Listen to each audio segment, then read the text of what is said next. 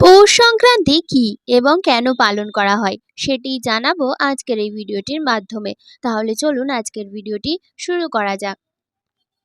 আগামী 14ই জানুয়ারি 2025 সালের 29শে পৌষ বাংলায় 1431 মঙ্গলবার পৌষ সংক্রান্তি এবং উত্তরায়ণ শুরু।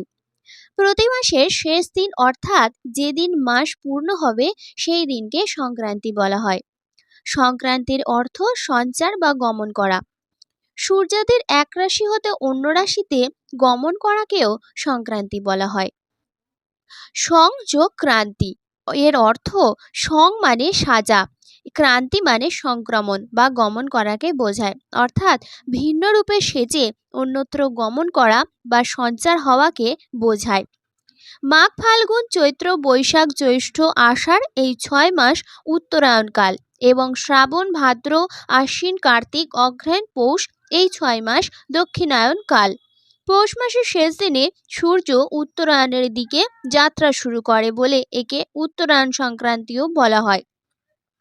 শাস্ত্রমতে মানুষের 1 বছর দেবতাদের একটি দিন রাতের সমান, অর্থাৎ মানুষের উত্তরায়ণের 6 মাস দেবতাদের একটি দিন এবং মানুষের দক্ষিণায়নের 6 মাস দেবতাদের একটি রাত। রাতে মানুষ যেমন দরজা জানালা প্রধান ফটক বন্ধ করে ঘুমিয়ে পড়েন, তেমনি দেবতাগণও রাত্রে অর্থাৎ দক্ষিণায়নের সবকিছু বন্ধ করে ঘুমিয়ে পড়েন। এ সময় বাহির থেকে প্রবেশ করার সুযোগ নেই, অর্থাৎ দক্ষিণায়নে দেবলোক পুরোপুরি বন্ধ থাকে। আবার দেবতাগণের রাতে পৌষ সংক্রান্তির দিন শেষ হয় বলে পরবর্তী সূর্যোদয়ের ব্রহ্ম মুহূর্ত থেকে দেবতাগণের দিবা শুরু হয়। উক্ত সময় স্বর্গবাসী ও দেবলোকের সকলের নিদ্রাভঙ্গ হয় এবং নিত্য ভগবত সেবামূলক ক্রিয়াদি শুরু হতে থাকে।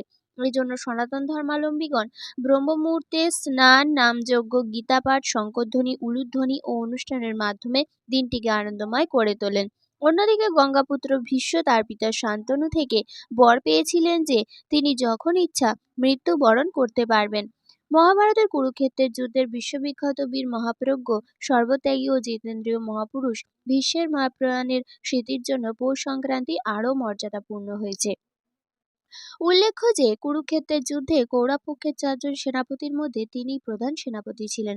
উভয় পক্ষের 18 দিন যুদ্ধের 10ম দিবসে সূর্যাস্তের কিছুক্ষণ পূর্বে পাণ্ডব পক্ষের সেনাপতি অর্জুনের শরাঘাতে ক্ষতবিক্ষত হয়ে ভীষ্মদেব রথ থেকে পড়ে যান, কিন্তু তিনি মাটি স্পর্শ না করে 58 দিন তীক্ষ্ণ শরশয্যায় শুয়ে উত্তরায়ণের অপেক্ষা করে পৌষ সংক্রান্তির দিনে যোগ বলে দেহত্যাগ করেন।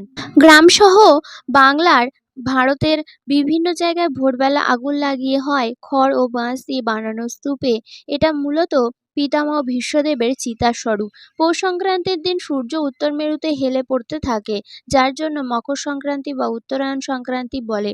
শাস্ত্রমতে ভীষ্মদেব মৃত্যুর পরে ভগবত ধামে যাননি, তিনি ছিলেন দৌ মতান্তরে দু নামক অষ্টবসু, যিনি মহর্ষি বশিষ্ঠের অভিশাপগ্রস্ত হয়ে ইহলোকে মনুষ্য হিসাবে কৃতকর্ম ভোগের জন্য জন্ম নিয়েছিলেন।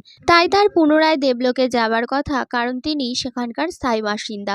দক্ষিণায়নের সময় দেবলোকে রাত্রি, সে সময় সেখানকার সবকিছুই বন্ধ থাকে। ভীষ্মদেব যদি দক্ষিণায়নে দেহত্যাগ করতেন তবে তাকে তার লোকে প্রবেশ করার জন্য বাইরে প্রতীক্ষা করতে হতো। তিনি ইচ্ছামৃত্যু বরণ করেছিলেন বলে ভেবে দেখলেন দক্ষিণায়নে মহাপ্রয়াণ করলে দেবলোকে গিয়ে বাইরে প্রতীক্ষা করার চেয়ে এখানে থেকে উত্তরায়ণের প্রতীক্ষা করাই ভালো, কারণ এখানে ভগবান শ্রীকৃষ্ণের দর্শন লাভ হবে এবং সৎসঙ্গ হতে থাকবে, যার ফলে সকলেরই মঙ্গল হবে। দেবলোকে একলা প্রতীক্ষা করে কি হবে, এই ভেবে তিনি দক্ষিণায়নে শরীরত্যাগ না করে উত্তরায়ণে শরীরত্যাগ করেছিলেন।